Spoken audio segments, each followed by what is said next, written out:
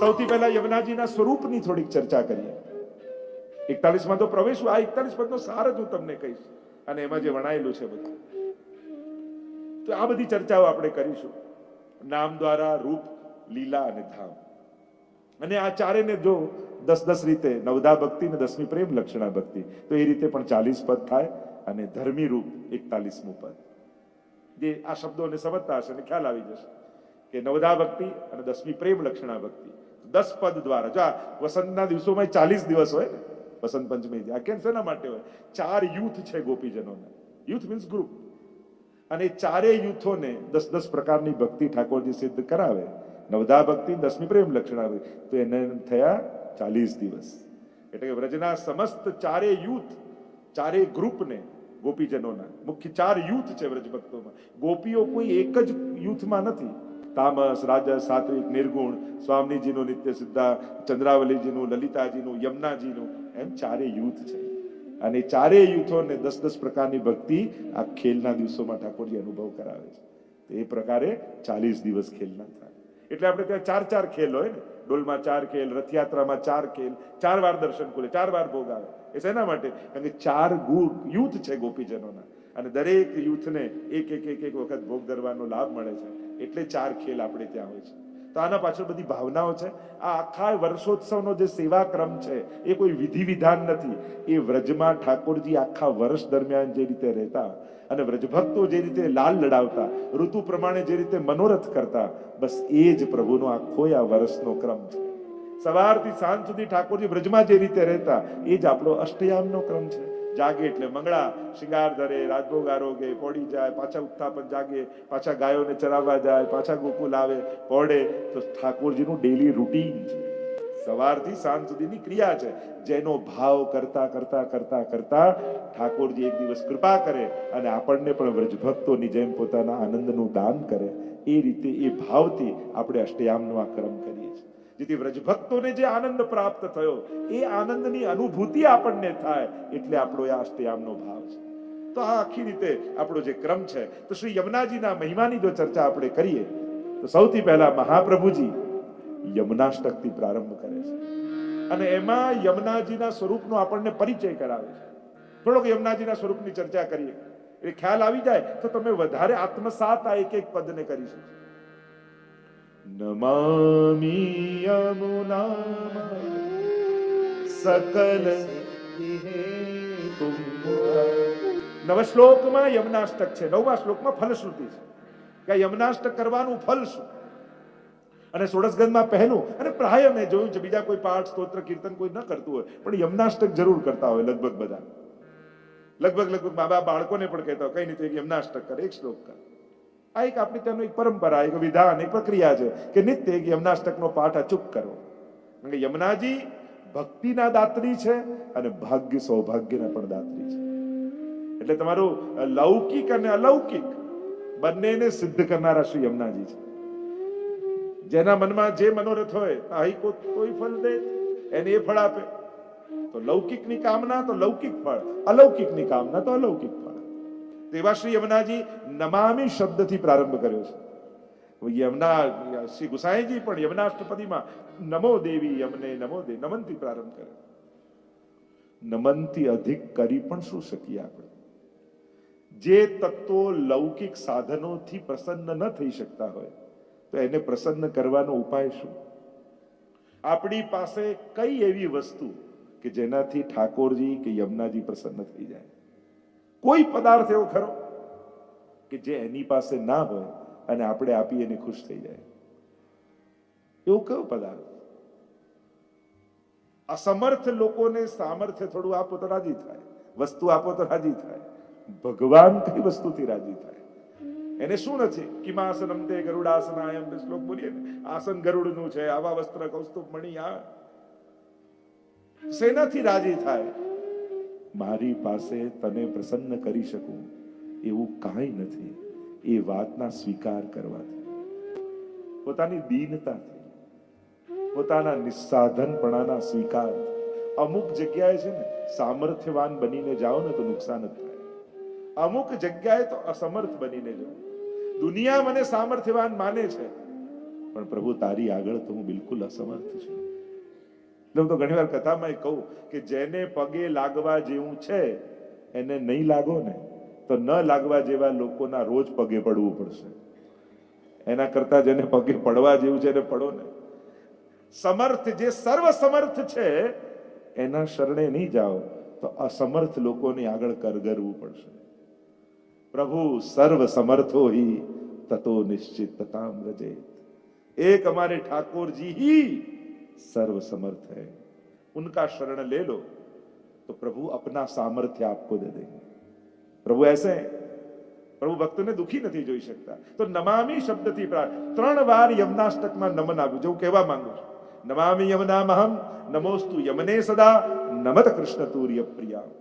3 વાર નમન શબ્દ આવ્યો છે કારણ કે યમનાજી 3 સ્વરૂપે છે. સ્વરૂપની જે આપણે ચર્ચા, રૂપ તો આપણે જોઈએ છે કે મુકુટ કાછીનો શૃંગાર છે, હાથમાં કમળની માળા છે, ડાબા હાથમાં 3 કમળ છે અને યમુનાજી જઈ રહ્યા છે. આ રૂપ જોઈએ છે. પણ 3 સ્વરૂપ યમુનાજીના છે. કારણ કે સ્વરૂપ, આકાર અને સ્વરૂપ આ બંનેનો ભેદ સમજવો જરૂરી છે. આ ભક્તિમાં આ 2 ભેદ સમજી લો, આકાર અને સ્વરૂપ. ગિરિરાજજી પર્વત આકારે છે પણ સ્વરૂપ તો હરિદાસ વર્યનું છે. યમુનાજી નદી આકારે છે પણ એનું સ્વરૂપ તો નમત કૃષ્ણ તુર્ય પ્રિયામ, ઠાકોરજીના ચતુર્થ પ્રિયા છે. આકારનો આધાર લઈ અને સ્વરૂપનો અનુભવ કરવો એ જ અધ્યાત્મ છે. કારણ કે આપણને આધાર કોનો જોઈએ? જે આ 5 ઇન્દ્રિયો દ્વારા અનુભવ થઈ જાય. શબ્દ, સ્પર્શ, રૂપ, રસ, ગંધ. આ 5 દ્વારા જ આપણને કોઈ અનુભવ થાય ને કોઈ વસ્તુનો. અને એટલા માટે અનુભૂતિ થાય એના માટે શબ્દ, સ્પર્શ, રૂપ, રસ, ગંધ એનો આધાર લઈએ છીએ. અને આકાર આ 5 દ્વારા અનુભૂત થાય છે. અંધારામાં આપણને દેખાતું કેમ નથી? કારણ કે આકાર નથી દેખાતો. આકાર નથી દેખાતો એટલે કાંઈ નથી દેખાતું. અંધારાને કારણે આકાર દેખાય તો આંખને દેખાય. એટલા માટે આકારથી સ્વરૂપ સુધીની યાત્રા એ આપણી આધ્યાત્મિક યાત્રા છે. તો આકાર યમુનાજીનો નદી જેવો છે, સ્વરૂપ તો ચતુર્થ પ્રિયા સ્વરૂપ છે યમુનાજી. તો આપણે આ કરવાનું છે. કારણ કે જ્યાં સ્વરૂપને જોવાનું છે. એક રામ અને રાવણની મૂર્તિ હોય, બંને માટીની સરસ મૂર્તિ છે, તો તમે કઈ લો? રાવણની નહીં, રામ. હવે 1 કિલોની સોનાની રાવણની મૂર્તિ છે અને આટલી નાનકડી માટીની રામની મૂર્તિ છે. કેમ હસવું આવી ગયું બધાને? સિલેક્ટ કરી લીધું તો પછી કઈ પકડીએ આપણે? કે પછી આકાર નથી જોતા, સ્વરૂપ જોઈએ છે. અરે આ રાવણની મૂર્તિ પીગળાવીને સોનું કરાવી લઈશ, આવી તો હજારો રામની મૂર્તિ મળી જશે. હવે તમારું દ્રષ્ટિ ક્યાં ગઈ? આકાર પર નહીં, સોના ઉપર. કારણ કે તમને એનું મહાત્મ્ય ખ્યાલ છે કે સોનાની કિંમત શું હોય. એમ જ પ્રારંભ દશામાં નદી, પર્વત આ બધા આકાર દેખાય. જ્યારે સત્સંગમાં આવીએ અને સ્વરૂપનું મહાત્મ જ્ઞાન થઈ જાય પછી જલ નહીં દેખાય, પછી તો વહેતો કૃપાનો રસ દેખાશે ઠાકોરજી. બસ આ આધ્યાત્મિક ઊંચાઈ એને કહેવાય. આંખે જ રહે છે, દ્રષ્ટિકોણ બદલાઈ જાય છે જોવાનું. કારણ કે મહાત્મ્ય સ્થિત થયું ને. સત્સંગ કામ શું કરે? કોઈ કે સત્સંગની શું જરૂર છે? અમે તો સીધા કરીએ છીએ, ઠાકોરજી બિરાજે જ છે. ફરક આ છે કે અત્યારે ધાતુની મૂર્તિ દેખાય છે, પછી રસો વહી સહ દેખાશે.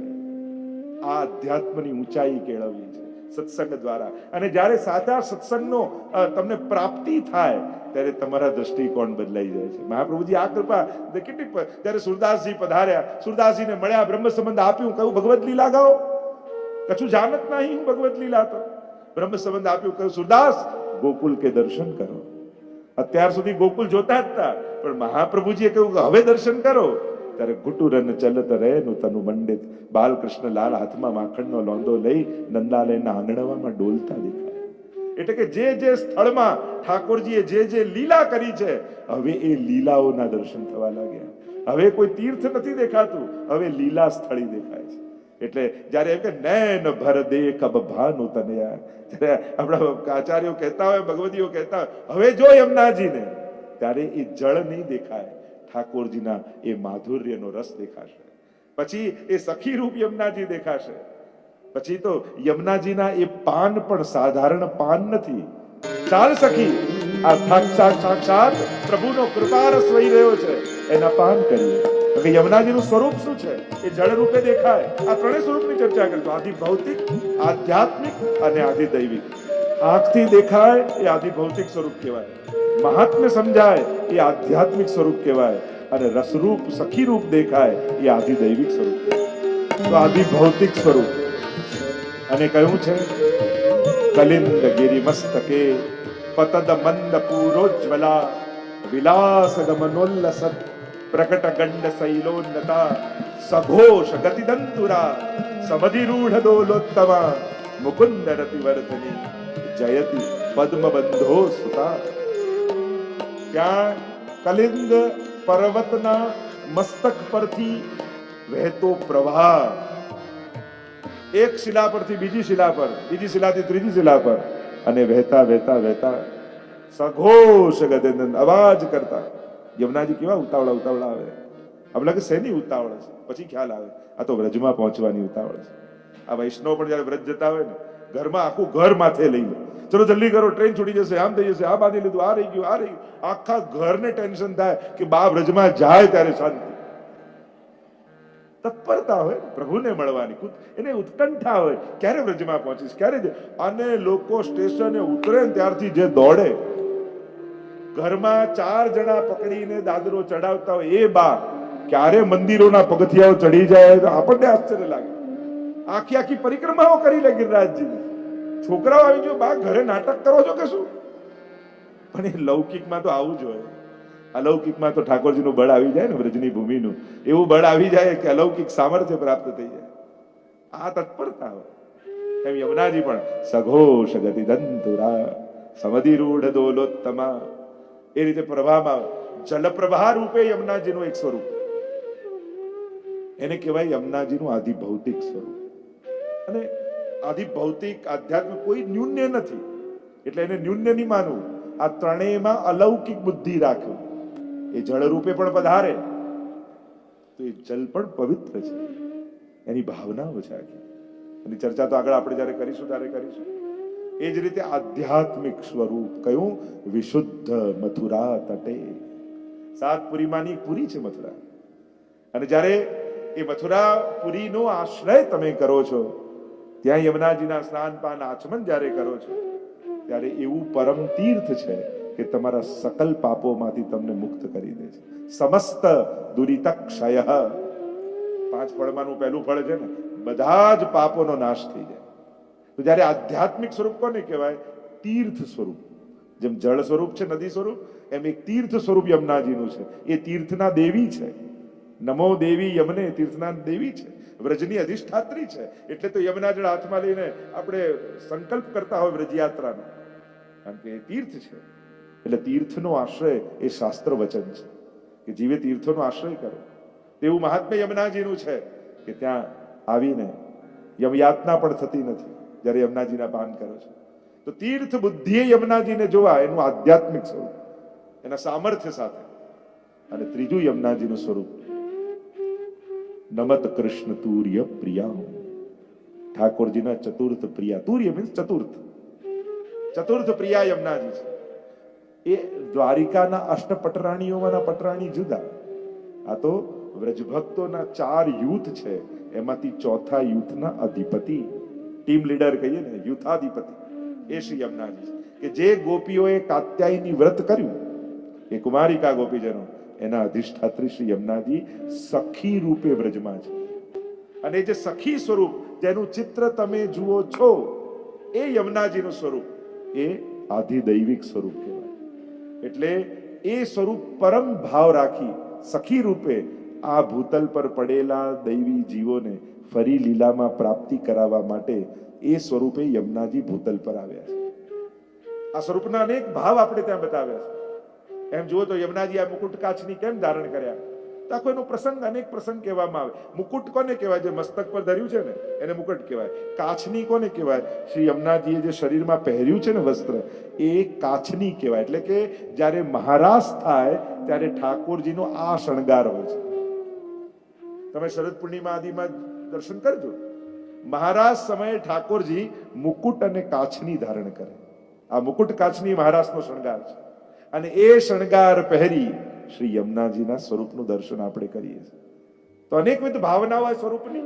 એક ભાવ પ્રસિદ્ધ છે કે એકવાર ઠાકોરજી અને સ્વામીજી માન ધરવાની લીલા કરી રહ્યા. માન ધરવું એટલે રિસાવવું. રોજ આપણે ત્યાં જો શયન ત્યારે માનના પદ ગવાય, એટલે કે એકબીજાને રિસાય, પછી મનાવે અને પછી રાસમાં લઈ જાય, પછી રાસ થાય. તો આ રોજની લીલા છે. આજે નિત્ય લીલામાં નિકુંજમાં ઠાકોરજી અને સ્વામીજી કહ્યું આપણે માન ધરવાની લીલા કરીએ. અને માન ધરવાની લીલા કરતા ઠાકોરજી એ સ્વામીજીને પહેલા કહ્યું કે આ પહેલા રિસાવ, અને એમને ખીજવ્યા, રિસાયા. પણ ઠાકોરજી તો પરમ ચતુર છે, તુરંત કાંઈ ને કાંઈ એવા રૂપ ધારણ કરે, એવા ખેલ લીલા કરે કે સ્વામીજી હસી પડે, એનો માન દૂર થઈ જાય. હવે વારો આવ્યો ઠાકોરજીનો, અને પ્રભુએ વિચાર કર્યો આજે તો એવું ગાઢ માન ધારણ કરવું છે કે સ્વામીજીથી માનવું જ નથી. અને એવા રિસાયા, પીઠ દઈને બિરાજી ગયા. સ્વામીજી પ્રયાસ કરીને થાક્યા. કેમે કરીને ઠાકોરજી રીઝતા જ નથી, હસતા જ નથી, જોતા જ નથી. અને સ્વામીજી થાક્યા તો થયું લાવ ચંદ્રાવલીજીને કહું આ પ્રયાસ કરો. એમણે કર્યું તોય ન થયું. લલિતાજીને બોલાવે આ પ્રયાસ કરો, એમનાથી ન રીઝ્યા. ત્યારે બધાએ ભેગા મળીને કહ્યું હવે યમુનાજીને બોલાવો. માનશે તો એમનાથી માનશે, બાકી હવે પ્રભુ કોઈનાથી રીઝે એમ નથી. અને પ્રભુનું માન દૂર ન થાય તો રાસલીલા ન થાય, અને રાસલીલા ન થાય તો આખી રાત વ્યતીત થવા આવી જાય, અને જો રાત વ્યતીત થઈ જાય તો મહારાસ રહી જાય. અને બધાએ મળી અને યમુનાજી પાસે આવીને વિનંતી કરી કે પ્રભુએ માન એવું ગાઢ ધારણ કર્યું છે કે એમ કરીને માન દૂર થતું નથી. આપ વિનંતી કરો, આપ ઠાકોરજીને મનાવો તો ઠાકોરજીનું માન હરણ થાય અને તો મહારાસની શરૂઆત થાય. ત્યારે યમુનાજી એક યુક્તિ કરી. ઠાકોરજી જેવા વસ્ત્ર શિકાર ધારણ કરીને બિરાજ્યા હતા ને, કારણ કે યમુનાજીનું સ્વરૂપ કેવું છે? વર્ણ ગુણ ધર્મ શ્રી કૃષ્ણ કે કૃષ્ણામ કૃષ્ણ સભામ કૃષ્ણ રૂપામ કૃષ્ણ સાત્મિકામ કૃષ્ણ સંબંધકારિણીમ. વિજ્ઞપ્તિમાં તો હરિરાયજી કહે છે ને, કેવા છે? કૃષ્ણ જેવા જ છે, એવું જ રૂપ છે, એવો જ રંગ છે, આ બે હું બીજા કૃષ્ણ. એટલે યમુનાજી યુક્તિ કરી, જેવા ઠાકોરજી વસ્ત્ર શિંગાર પહેર્યા છે એવા જ ધારણ કરે, એવો જ મુકટ, એવી જ કાચ, અને હાથમાં કમળની માળા લઈને ઠાકોરજીને મનાવવા માટે આવે. એટલે હાથમાં કમળની માળા લઈને ક્યાં જઈ રહ્યા છે? તો કે મનાવવા માટે જઈ રહ્યા છે. અને ઠાકોરજી સામે આવીને ઉભા રહી ગયા. અને જ્યાં ઉભા રહી ગયા તો ઠાકોરજી ચકિત થઈ ગયા. આ નિત્ય લીલામાં નિકુંજમાં બીજો કૃષ્ણ ક્યાંથી આવી ગયો? ક્યાંક ગોપીઓએ પોતાના ભાવ દ્વારા બીજા કૃષ્ણ તો પ્રગટ નથી કરી દીધા. અને જ્યાં ધ્યાનથી જોયું તો યમુનાજી છે. જોરથી હસી પડ્યા ઠાકોરજી, અને હસી પડ્યા તો ઠાકોરજીનું માન દૂર થયું. અને સ્વામીજીએ કહ્યું હવે અમારી નિકુંજમાં જ્યારે પણ આવો ત્યારે આ જ વસ્ત્ર શિંગાર ધરીને આવો. અને એટલા માટે શ્રી યમુનાજી મુકુટ કાછીનો વસ્ત્ર શિંગાર ધારણ કરે છે. બીજો ભાવ એક એ બતાવ્યો. અનેક કથાઓ, અનેક લીલાઓ છે. આપણે બધાનું થોડું સંક્ષિપ્ત દર્શન કરીએ. બીજો એક ભાવ યમુનાજી માટે એ છે કે એકવાર વેણુનાદ કરીને ઠાકોરજી બોલાવ્યા બધા ગોપીજનો રાસ માટે. બધા જ વ્રજભક્તો આવીને સામે ઠાડા રહી ગયા. ઠાકોરજી નેત્ર ખોલ્યા, જુએ તો અનેક ગોપીજનો. કહ્યું ચાલો પ્રભુ રાસમાં. ઠાકોરજીને કહ્યું કે ચાલો. ગોપીજનો કહેવા લાગ્યા પણ આપ જે વસ્ત્ર શિંગાર ધરીને રાખ્યા છે એ આપના ઐશ્વર્ય છે, અને જ્યાં સુધી ઐશ્વર્યને ધારણ કર્યું છે ત્યાં સુધી માધુર્ય પ્રગટ નહીં થઈ શકે. કારણ કે માધુર્ય ત્યારે જ પ્રગટ થાય જ્યારે ઐશ્વર્ય જાય. મહાત્મ્ય બુદ્ધિ હોય તો પ્રભુ સાથે રાસ થાય. કોઈ પણ લીલામાં, આજે હોરીખેલની લીલા છે અને તમને આ તો ભગવાન છે અને પ્રભુ રંગવા આવે, તમે શું કરો? પ્રભુ રંગીલો, હું તો દાસ છું. તો પ્રભુને આનંદ આવે હોરીખેલનો? ક્યારે આનંદ આવે? જાજા તારા બાબાના નોકર છીએ, નહીં રંગવા દઈએ તને. અને જે ચર્ચા ચરસી થાય અને જે છીના ઝપટી થાય લીલામાં, તો ત્યારે જ રસ પ્રગટ થાય. તો મહાત્મ્ય ઐશ્વર્ય જ્યાં સુધી પ્રગટ છે ત્યાં સુધી માધુર્ય પ્રગટ નથી. ગોપીઓએ કહ્યું આપના વસ્ત્ર શિંગાર ઐશ્વર્ય છે, અને જ્યાં સુધી એ ધર્યા છે તો રાસ કેમ થાય? પહેલા આવડું કરો. ત્યારે ઠાકોરજી કહે જો મારા ઐશ્વર્ય રૂપ શણગાર જો હું ભૂતલ પર મૂકીશ તો મારું ઐશ્વર્ય આખા ભૂતલ પર વ્યાપી જશે, દરેકને મહાત્મ જ્ઞાન થઈ જશે. તો પછી સૃષ્ટિ ચાલે કેમ? તો કરવું શું? ઠાકોરજી કહું તમારામાંથી કોઈ એક ગોપી જ્યાં સુધી મહારાસ ચાલે છે ત્યાં સુધી જો વસ્ત્ર શિંગાર ધારણ કરીને ઠાડી દે તો આ રાસ થઈ શકે. બધા ગોપી કે જો આ પહેરીએ તો રાસમાં આપણને પ્રવેશ ના મળે, આનંદ જતો રહે, કોણ તૈયાર થાય? એટલામાં 2 ડગલા યમુનાજી આગળ આવ્યા અને કહ્યું, જો મારે કારણે બીજાને લાભ મળતો હોય તો લાવ, હું ધારણ કરવા તૈયાર છું. અને ઠાકોરજીના વસ્ત્ર શૃંગાર સ્વયં યમુનાજી ધારણ કરીને જ્યાં સુધી મહારાસ ચાલી રહ્યો છે ત્યાં સુધી કમળની માળા હાથમાં લઈ અને મહારાસના દર્શન કરી રહ્યા છે. ગોપીઓને આનંદનું દાન પરમાત્મા કરે છે. અને એટલા માટે આ મુકુટ કાચનીના શૃંગારનો, યમુનાજીના સ્વરૂપનો બીજો ભાવ, આ મહારાસ સમયે ઠાકોરજીના વસ્ત્ર શૃંગાર ધારણ કરી અને ભક્તોને આનંદનું દાન યમુનાજી કરી રહ્યા છે. ત્રીજો એક ભાવ, અનેકવિધ પ્રકારની કથાઓ આમાં જોડાયેલી છે. ત્રીજો એક ભાવ એમ છે કે ઠાકોરજીને લેવા માટે અક્રૂરજી આવ્યા છે અને હવે વ્રજ છોડીને પ્રભુ પધારી રહ્યા છે મથુરા. બધા જ વ્રજ ભક્તોના આંખમાં આંસુ છે. રોકી રહ્યા છે પ્રભુને, પણ પ્રભુ મનાવે છે કે હવે મારા જવાનો સમય છે. બધાને રડતા મૂકી પ્રભુ પધાર્યા. સ્વામીજીને રડતા જોયા. થયું કે પ્રાણ ન છૂટી જાય ક્યાંક મારા વિરહમાં વ્રજ ભક્તોના. પ્રેમની 10મી અવસ્થા એ મૃત્યુ છે. 10 અવસ્થા પ્રેમની બતાવી છે. ચક્ષુ પ્રીતિથી પ્રારંભ થાય, અંતિમ મૃત્યુ કહેવામાં આવે છે. ક્યાંક આ જો 10મી અવસ્થામાં વ્રજભક્તો પહોંચી ગયા તો દેહનો ત્યાગ કરી દેશે. અને આ ચિંતા પ્રભુના મનમાં સતત રહી વ્રજ છોડતા. રથ રોકાયો યમુનાજીના ઘાટ ઉપર અને પ્રભુએ વિશ્રામ કર્યો એટલે એનું નામ પડ્યું વિશ્રામ ઘાટ. એમ ઘણી કથા, કંસને મારીને પણ વિશ્રામ કર્યો એટલે વિશ્રામ ઘાટ, એવાનો પણ એક ભાવ છે.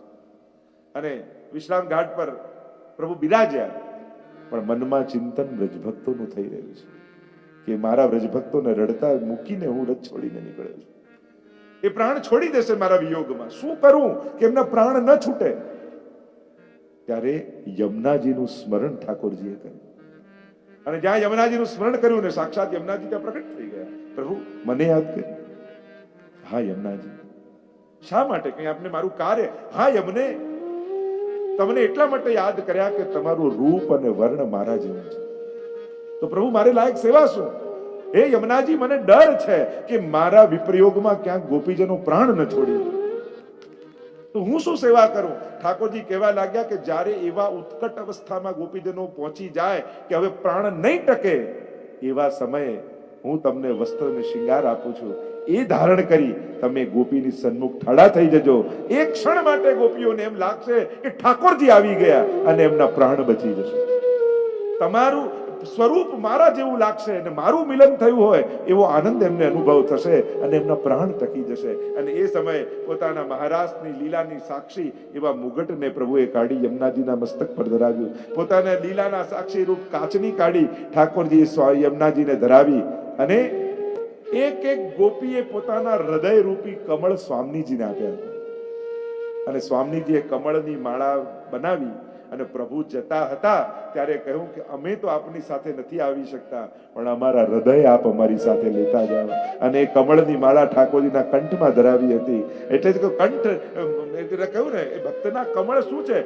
ભક્ત રાખત યે હાર કરકે. 41 પદમાં કહ્યું એ હાર શું છે? ભક્તોના હૃદય કમળ છે. અને એ ઠાકોરજીએ યમુનાજીને આપ્યા અને કહ્યું આ કમળની માળા લઈને ઠાડા રહેજો અને એમને મારી સુધી થશે અને એમના પ્રાણ ટકી જશે. અને આમ ઠાકોરજીએ પોતે યમુનાજીને આ વસ્ત્ર શૃંગાર ધરાવ્યા. અને એ રીતે યમુનાજીનું આ સ્વરૂપ એ મહારાસનું સ્વરૂપ છે. પ્રભુને મનાવવા જઈ રહ્યા છે એવો એક ભાવ છે. કારણ કે પોતાની નિકુંજમાં યમુનાજી હોય છે ત્યારે ચુંદડીના ચણિયા ચોળી પહેરીને ધારણ કરીને બિરાજ્યા હોય છે. આ બંને વસ્ત્ર શૃંગાર યમુનાજીમાં છે. ચુંદડીના ચણિયા ચોળી અને બીજા છે મુકુટ કાચની. એટલે કે પોતાની નિકુંજમાં હોય ત્યારે ચણિયા ચોળી ધારણ કર્યા. એટલે જ આપણે ત્યાં ચુંદડી યાદી ધરાઈએ છીએ. કારણ કે યમુનાજી તો 16 શણગાર આરતીમાં ગાઈએ છીએ ને આપણે. યમુનાજી કેવા છે અને એ આરતીનો ભાવ શું છે? તમે આખું જો આરતીને શાંતિથી ગાઓ તો યમુનાજી પોતે 16 શણગાર સજી અને ઠાકોરજીને મહારાસમાં મળવા માટે જઈ રહ્યા છે. ગહેવરવન ચાલ્યા. તમે ગહેવરવન ગયા છો વ્રજમાં? યમુનાજી છે? યમુનાજી બેઠા નથી. જો ગહેવરવન તમે ગયા છો તમને ખબર હશે, કુંડ છે, પર્વત છે. યમુનાજી ક્યાં છે? આ તો રોજ આરતીમાં ગઈ છે ગહેવરવન ચાલ્યા, ગહેવરવન ચાલ્યા. શેના માટે? કે ત્યાં ઉપર માન કુટીર છે, જ્યાં ઠાકોરજી માન ધરે છે અને યમુનાજી મનાવવા માટે જઈ રહ્યા છે. આરતી એટલે મહારાસમાં 16 શણગાર અને 12 આભરણ ધરી અને પોતાના એ પ્રિયતમ એ વરને વરવા માટે શ્રી યમુનાજી પધારી રહ્યા છે.